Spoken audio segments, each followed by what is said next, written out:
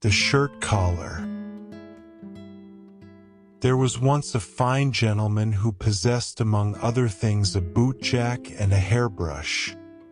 But he had also the finest shirt collar in the world, and of this collar we are about to hear a story. The collar had become so old that he began to think about getting married, and one day he happened to find himself in the same washing tub as a garter. "Upon my word," said the shirt collar, "I have never seen anything so slim and delicate, so neat and soft before. May I venture to ask your name?" "I shall not tell you," replied the garter. "Where do you reside when you are at home?" asked the shirt collar. But the garter was naturally shy, and did not know how to answer such a question. "I presume you are a girdle," said the shirt collar. "A sort of undergirdle. I see that you are useful as well as ornamental, my little lady." "You must not speak to me," said the garter. "I do not think I have given you any encouragement to do so." "Oh, when anyone is as beautiful as you are," said the shirt collar. "Is not that encouragement enough? Get away. Don't come so near me," said the garter. "You appear to me quite like a man." "I am a fine gentleman certainly," said the shirt collar.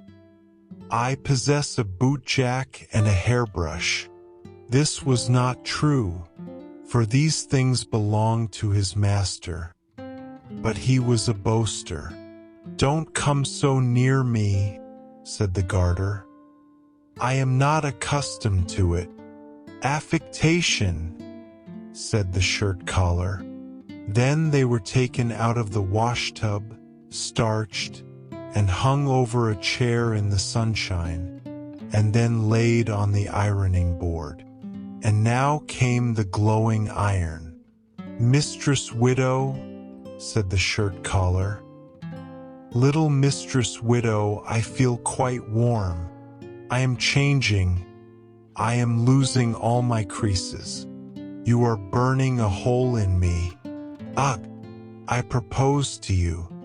"You old rag," said the flat iron, driving proudly over the collar, for she fancied herself a steam engine, which rolls over the railway and draws carriages. "You old rag," said she. The edges of the shirt collar were a little frayed, so the scissors were brought to cut them smooth. "Oh!" exclaimed the shirt collar. "What a first-rate dancer you would make! You can stretch out your legs so well. I never saw anything so charming. I am sure no human being could do the same." "I should think not," replied the scissors. "You ought to be a countess," said the shirt collar. "But all I possess consists of a fine gentleman, a bootjack, and a comb. I wish I had an estate for your sake." "What? Is he going to propose to me?" said the scissors, and she became so angry that she cut too sharply into the shirt collar, and it was obliged to be thrown by as useless. "I shall be obliged to propose to the hairbrush," thought the shirt collar, so he remarked one day, "It is wonderful what beautiful hair you have, my little lady.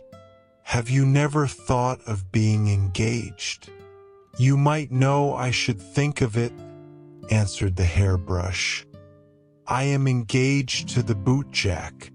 "Engaged!" cried the shirt collar. "Now there is no one left to propose to."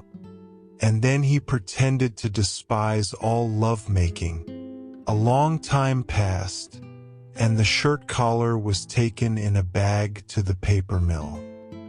Here was a large company of rags, the fine ones lying by themselves, separated from the coarser as it ought to be.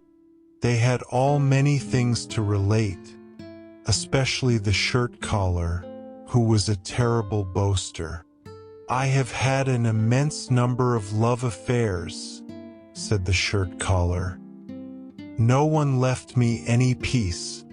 It is true I was a very fine gentleman, quite stuck up. I had a bootjack and a brush that I never used. You should have seen me then when I was turned down. I shall never forget my first love. She was a girdle so charming and fine and soft, and she threw herself into a washing tub for my sake. There was a widow too who was warmly in love with me, but I left her alone, and she became quite black. The next was a first-rate dancer. She gave me the wound from which I still suffer. She was so passionate. Even my own hairbrush was in love with me, and lost all her hair through neglected love. Yes, I have had great experience of this kind, but my greatest grief was for the girdle I meant to say, that jumped into the washtub. I have a great deal on my conscience, and it is really time I should be turned into white paper." And the shirt collar came to this at last.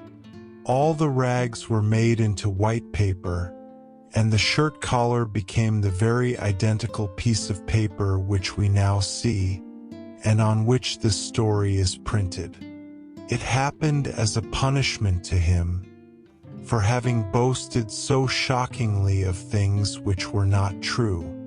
And this is a warning to us to be careful how we act, for we may someday find ourselves in the rag bag, to be turned into white paper, on which our whole history may be written, even its most secret actions. And it would not be pleasant to have to run about the world in the form of a piece of paper, telling everything we have done like the boasting shirt collar.